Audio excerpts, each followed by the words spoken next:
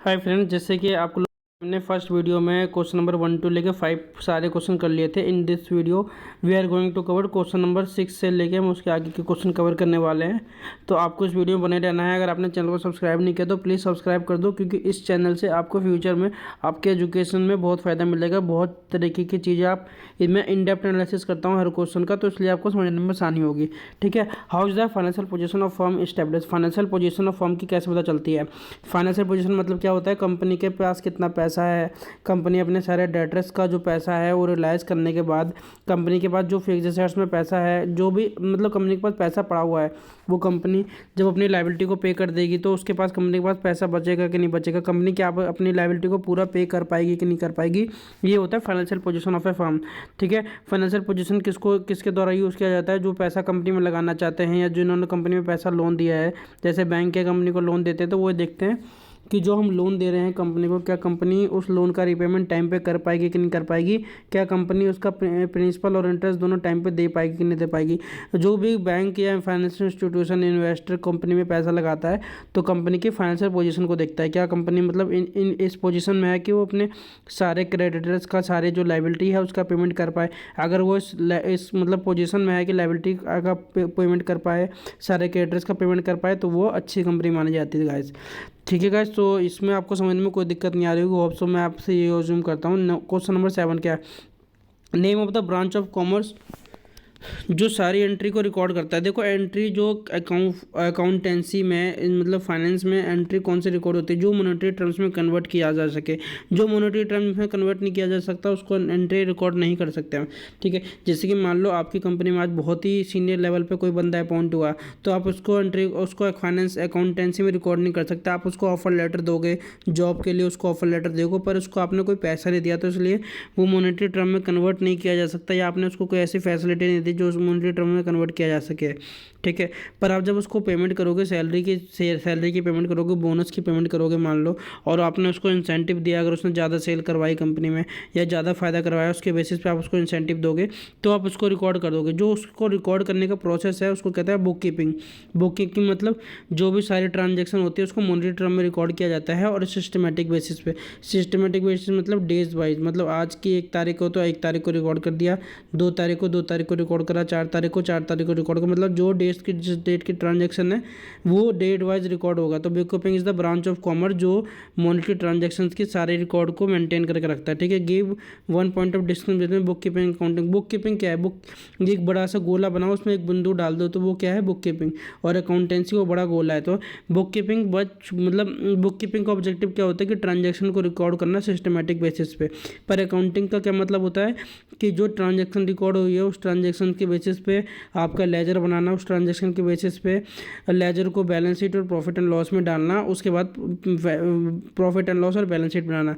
तो book keeping का क्या है, ट्रांजैक्शन रिकॉर्ड करना और सिस्टमेटिक बेसिस पे। पर जो आपका अकाउंटिंग का मतलब है बैलेंस शीट और प्रॉफिट एंड लॉस बनाना, मतलब फाइनेंशियल स्टेटमेंट बनाना। फाइनेंशियल स्टेटमेंट में क्या कहता है, balance sheet, profit and loss account और आपका नोट्स टू अकाउंट्स, और कोई अदर रिपोर्ट अगर मैनेजमेंट को चाहिए या जो पैसा कंपनी में लगा रहा है या किसी और को चाहिए तो अदर रिपोर्ट भी आ जाता है फाइनेंशियल स्टेटमेंट में।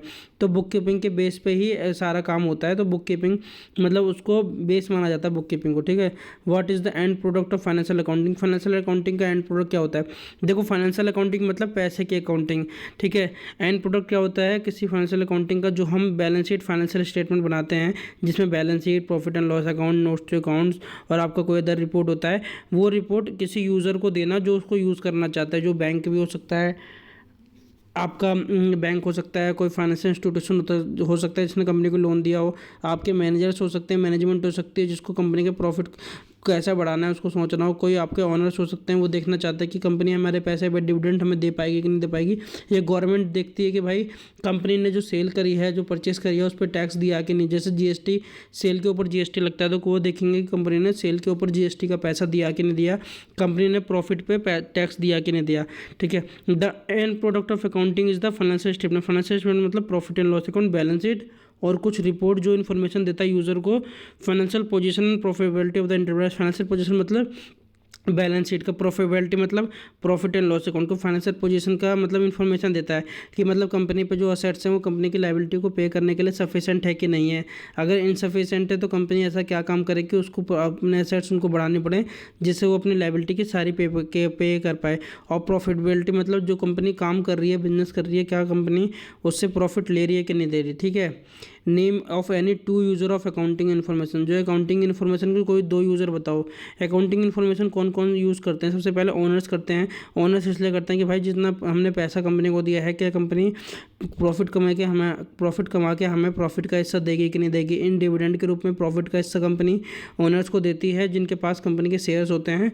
और जो क्रेडिटर्स हैं, क्रेडिटर्स जिन्होंने अपना सामान उधार बेचा है कंपनी को, वो ये देखेंगे कि जो हमने सामान कंपनी को उधार बेचा है क्या कंपनी उसको टाइम पे हमें वापस पैसा कर पाएगी कि नहीं कर पाएगी, जो हमने कंपनी को सामान उधार बेचा है।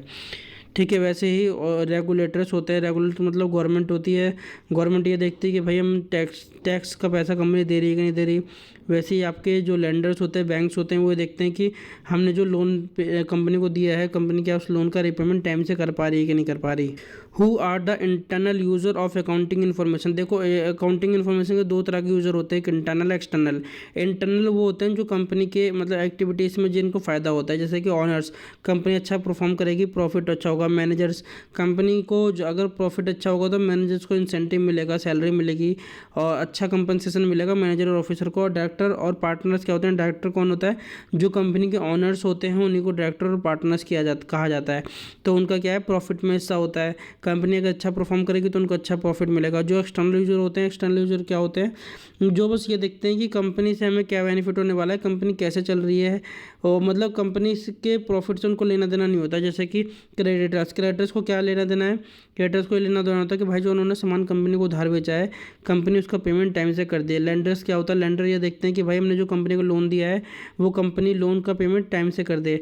ठीक है, इसका इंस्टॉलमेंट इंटरेस्ट पूरा भर दे। ठीक है। एम्प्लॉय क्या होता है? एम्प्लॉय यूनियन क्या होता है? भाई हमारी सैलरी टाइम पे आती रहे। कस्टमर ये देखते हैं कि भाई कस्टमर का देखो क्या फ़ायदा होता है। कस्टमर जैसे कि उनको प्रॉफिट और लॉस की कंपनी से मतलब नहीं होता, बस वो ये देखते हैं कि भाई जो हमारा प्रोडक्ट है वो मार्केट में आता रहे, तो इसलिए वो फाइनेंशियल इन्फॉर्मेशन में रुचि लेते हैं। जैसे कि रिलायंस के कस्टमर्स जो है उनको रिलायंस के मतलब प्रॉफिट से कोई मतलब नहीं है, पर उनको वो ये चाहते हैं कि भाई रिलायंस का जो प्रोडक्ट है वो मार्केट में आता रहे, तो इसलिए वो फाइनेंशियल इन्फॉर्मेशन देखते हैं कि भाई रिलायंस अच्छी तरीके से चल रही होगी जब भी उनका प्रोडक्ट मार्केट में आता रहेगा। ठीक है। गवर्नमेंट ये देखती है कि भाई टैक्स का पैसा टाइम से मिल रहा है कि नहीं मिल रहा। तो क्वेश्चन नंबर 12 और 13 मैंने करा दिया इसी में ही। ठीक है। क्वेश्चन नंबर 14 क्या होता है? स्टेट और nature of information required investor. Investor को किस तरह की इन्फॉर्मेशन चाहिए होती है? भाई इन्वेस्टर जो होता है वो अपना पैसा कंपनी में लगाता है, वो कंपनी में जो अपना पैसा लगा रहा है उस पर अपना देखेगा कि उस पैसे पर उनका रिस्क कितना है, उस पैसे पर रिटर्न कितना है। मान लो कंपनी में पैसा लगाया और कंपनी डूब गई, कंपनी भाग गई, कंपनी बिजनेस अच्छी तरीके से नहीं कर पा रही।